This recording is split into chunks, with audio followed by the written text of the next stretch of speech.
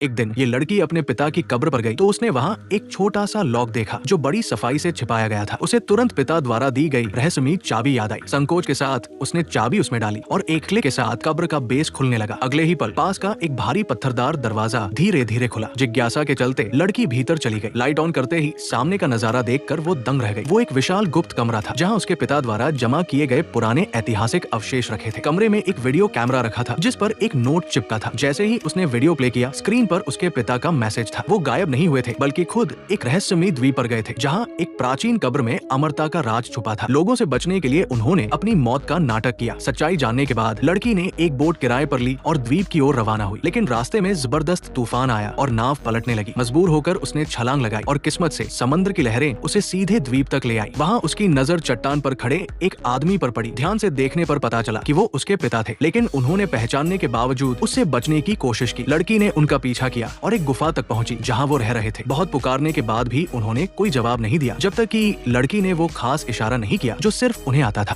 तब पिता ने उसे सब बताया। ये कब्र एक खतरनाक रानी की थी जिसे मौत की देवी कहा जाता था। कहा जाता है उसके स्पर्श से मृत्यु फैल जाती थी, इसलिए उसे इस द्वीप में सील कर दिया गया था और वो खुद सालों से उसकी रक्षा कर रहे थे। पिता और बेटी कब्र के दरवाजे तक पहुंचे, लेकिन वहाँ पहले से ही गैंग लीडर विक्रांत मौजूद था। उसने बंदूक की नोक पर लड़की से दरवाजा खुलवाने को कहा। लड़की को बचपन में मिला एक पजल टॉय याद आया जिसकी तरकीब दरवाजे के लॉक जैसी थी। उसने स्विच घुमा घुमा कर दरवाजा खोल दिया। अंदर सभी रस्सी से उतर गए और विक्रांत ने लड़की को आगे चलने को कहा। कुछ कदम बाद एक ट्रैप एक्टिवेट हुआ, लेकिन पहले कुछ नहीं हुआ। तभी जमीन फट गई और उसके कुछ आदमी मर गए। सब दहशत में आ गए। थोड़ी देर बाद वे एक खाई पार कर एक पुराने टावर में पहुंचे जहां एक बड़ा सा ताबूत था। विक्रांत को लगा अमरता का राज यही है। उसने ताबूत खुलवाया जिसमें रानी की हजारों साल पुरानी लेकिन ताजा दिखने वाली लाश रखी थी। हवा लगते ही वो तेजी से ऑक्सीडाइज होने लगी, लेकिन विक्रांत ने उसकी एक उंगली काट ली ताकि उसे बेच सके। तभी उसके एक आदमी ने शव को छू लिया और उसके शरीर पर काली लकीरें फैलने लगी। कुछ ही पलों में उसका शरीर सड़ गया। डर के मारे विक्रांत ने उसे गोली मार दी। लड़की को अब सच्चाई समझ आई। रानी ने खुद को जहर से भरे शरीर के कारण किया था ताकि किसी और को नुकसान न पहुंचे। तभी विक्रांत ने रानी की उंगली उठाई और भागने लगा। लड़की और उसके पिता ने उस पर हमला किया। इसी बीच वो संक्रमित आदमी अचानक जिंदा हो उठा और लड़की के पिता को काट लिया।